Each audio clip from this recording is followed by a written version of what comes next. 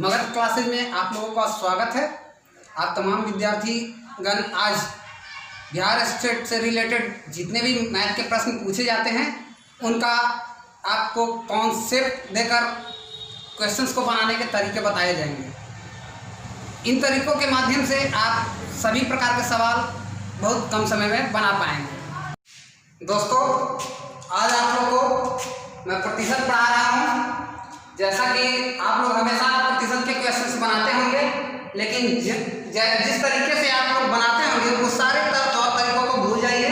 मैं आपको आज एक अलग कॉन्सेप्ट देने जा रहा हूँ जिसके माध्यम से आप बहुत ही कम समय में कितना भी कॉम्प्लिकेटेड क्वेश्चन क्यों ना हो प्रतिशत का आप इजीली वे में बना सकते हैं, जिसमें आपका टाइम बहुत कम लगेगा। तो उसके लिए क्या करना है, सबसे पहले जो कॉन्सेप्ट है वो कॉन्सेप्ट आप लोगों के सामने लिखा हुआ है। जैसे कि कोई भी चीज अपने आप में 100% होती है, 100% खुद में होता है। तो जब हम किसी को देते हैं तो कहते हैं कि आधा दे रहे हैं या दोगुना दे रहे हैं, इस तरह से बोलते हैं। तो आधा देते हैं तो उसका मतलब क्या होता है, दोगुना देते हैं तो उसका मतलब क्या होता है, उन सारी चीज़ों को समझते हैं और समझने के बाद आराम से बना पाइए। तो 100% कहने का मतलब 100% कहने का मतलब एक होता है, 1/1 कहिए या 1 कहिए। 100% अपने आप में पूरा होता है, 1 अपने आप में पूरा है, ना तो वो ज्यादा है ना तो कम है। उसी तरह से अगर हम कहते हैं कि आधा बोलते हैं, आधा कहने का मतलब आ जाता है 50%। 50% का मतलब होता है 1/2। अब देखिए, इन सारे चीजों को आपको याद करने के लिए बोलेंगे तो बहुत किल्लत वाली बात हो जाती है। तो सीधी सी बात हम कहेंगे क्या कि किसी भी वस्तु का आधा यानी 100% का आधा कितना होगा, 50%।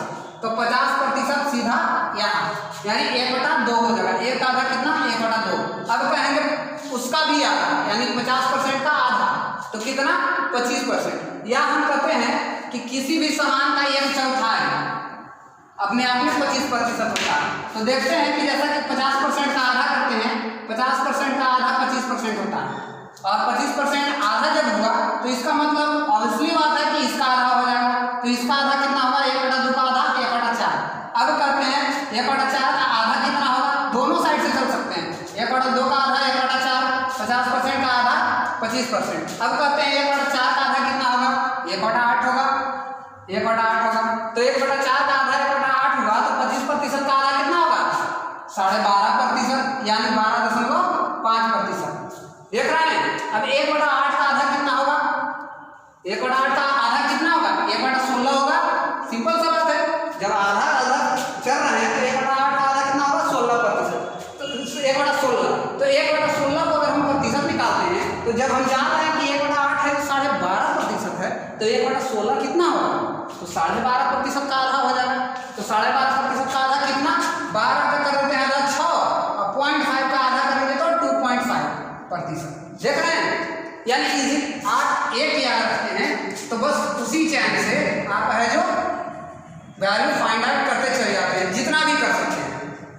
तो एक वैल्यू रखने पे देखिए सबसे बड़ी बात क्या है, एक वैल्यू रखने पे जो मल्टीपल 1 2 4 8 16 32 इस तरह से वैल्यू जो रहेगा नीचे में, तो उसका वैल्यू आराम से निकाल सकते हैं अगर आप एक वैल्यू से भी याद रखते हैं तो। ठीक उसी प्रकार से अब आते हैं तो देखिए उसी प्रकार से अगर आते हैं तो 1/3 का वैल्यू, 1/3 का वैल्यू आप इतना कहिए कि इतना लाते कैसे, तो कुछ नहीं बाबू, सीधा प्रतिशत में जैसे 100/3 है, 100/3 है, एक है यहाँ पे जो 1 है वो कितना प्रतिशत है, 100% है। तो यहाँ पे कितना है, 100%। तो 100 लिख दिए और 3 लिख दिए। इसका वैल्यू निकालेंगे कितना आएगा, भागा दीजिएगा, भाग देने पे आपको कितना आएगा, 33.33%। तो ये जो चीज़ है वो आपको याद रखने की बस यही एक चीज़ है और कुछ नहीं। जो 1/3 का वैल्यू है बस वही याद रखना है एकमात्र, क्योंकि इसके अकॉर्डिंग चलते हैं। अब 1/3 का आधा 1/6 होता है। तो 33.33 का आधा कितना होगा? 16.66 हो जाएगा। कैसे?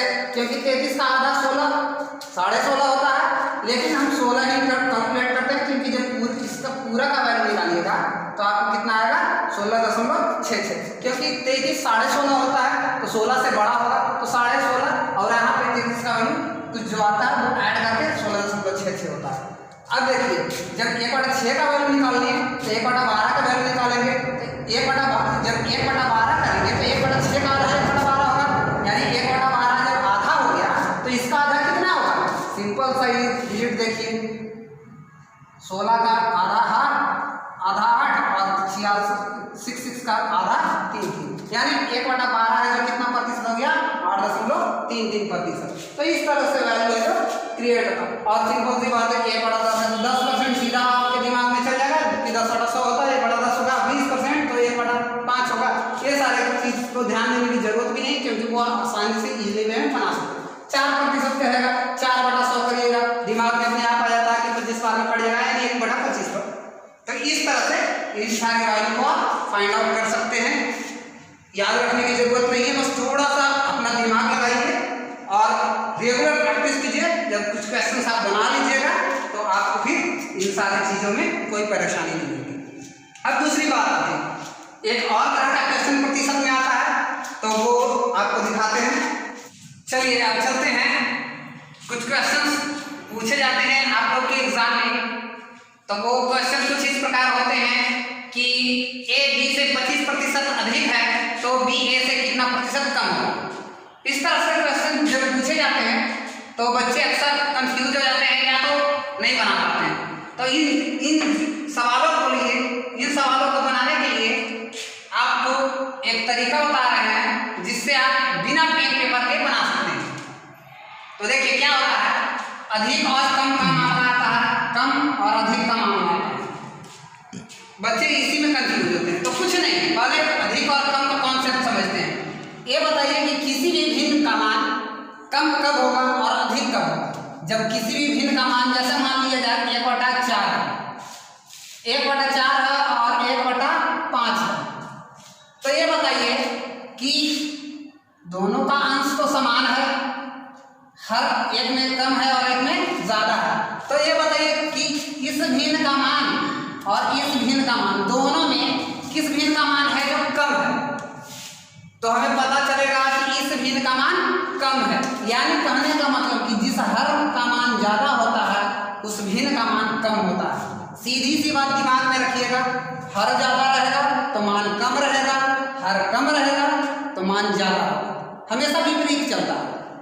ऊपर से कोई मतलब मत रखिएगा, बस इतना याद रखिएगा कि नीचे अगर दो वैल्यू दिए हुए हैं, जिस नीचे अगर कम रहेगा तो उसका मान ज्यादा होगा, नीचे ज्यादा रहेगा तो मान कम होगा। अब चलिए क्वेश्चंस पे देखते हैं, और क्वेश्चंस को बनाने के लिए पहले कॉन्सेप्ट को समझते हैं। जैसे मान लिया जाए कि कोई भिन्न है x/y, भिन्न क्या है? x/y, अंश क्या है? x और y क्या है? हर। तो भिन्न का मान कम कब होगा? कम मान के लिए है, तो भिन्न का मान कम कब होगा? जब उसका हर बड़ा रहेगा। तो क्या करते हैं कि हर में अंश को जोड़ देते हैं, हर में अंश को जोड़ देते हैं, जो ऊपर अंश रहता है वो जोड़ देते हैं। तो ये क्या हो जाता है? कम मान हो जाता है। अगर अधिक पूछे कितना अधिक है तो क्या करेंगे? देखिए x/y है भिन्न, क्या करेंगे? हर में घटा देंगे, हर में अंश को घटा देंगे। यहाँ देखिए कम मान के लिए क्या कर रहे थे? जोड़ रहे थे। बताए ना, अभी आपको बताएं कि जब हर को ज्यादा करते हैं तो मान कम आता है, और हर को कम करते हैं तो मान अधिक आता है, ज्यादा आता है। तो बस इतना ही दिमाग में रखिएगा कि कम कहेगा तो हर को ज्यादा कर दीजिएगा, और अधिक कहेगा तो हर को कम कर दीजिएगा। यानी कि कम कहेगा तो नीचे ज्यादा, और अधिक कहेगा तो नीचे कम, सीधा उल्टा, और कुछ नहीं सोचना। जैसे मान लिया जाए क्वेश्चन पूछा ए बी से 25% अधिक है तो बी ए से कितना प्रतिशत कम है? तो आप लोगों को बता चुके हैं पहले ही 25% का वैल्यू कितना होता है। 25% का वैल्यू कितना होता है यहाँ पे आप लोग देखें, जैसा कि आपको बता चुके हैं 25% का वैल्यू 1/4 होता है। तो वहाँ पे इसका वैल्यू पुट कर देते हैं 1/4। इतना सोच लिखने की जरूरत नहीं है, अभी आपको समझा रहे हैं। 25% का वैल्यू कितना होता है? 1/4 होता है। तो 1/4 लिख दिए। अब पूछ क्या रहा है? कितना कम है ना, कितना कम है। तो कम के लिए क्या बोले थे कि हर को क्या कर देंगे? ज़्यादा कर देंगे। कम के लिए ज़्यादा और ज़्यादा के लिए कम, पहले ही बता चुके हैं आपको। तो इसको ज़्यादा करेंगे तो क्या करेंगे? कुछ नहीं करते हैं, अंश जैसा रहता है वैसा रहने देते हैं और हर में अंश जोड़ देते हैं। तो 4 और 1 जुड़ जाएगा, कितना होगा? 5। और 1/5 किसका वैल्यू है? 1/5 किसका वैल्यू है? 20% का। आंसर आपका 20% है।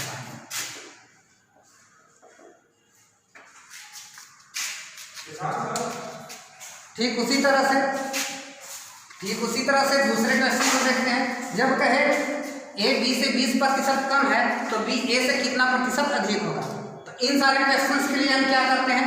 कुछ नहीं, 20% का वैल्यू आपको बता दिए कितना होता है। 20% का वैल्यू कितना होता है? 1/5 होता है। अब पूछ क्या रहा है? कितना प्रतिशत अधिक होगा, कितना प्रतिशत अधिक होगा। तो अधिक के लिए क्या करेंगे? उल्टा सोचेंगे। अधिक का कम करना क्या होगा? कम करना होगा। तो हर को कम कर देते हैं। तो कितना हर को कम करेंगे? अंश कितना? 1 घटा देंगे। तो 1 जब घटाएंगे तो कितना आ जाएगा? 4। और 1/4 कितना का वैल्यू है? 25%। ये आपका आंसर हो गया।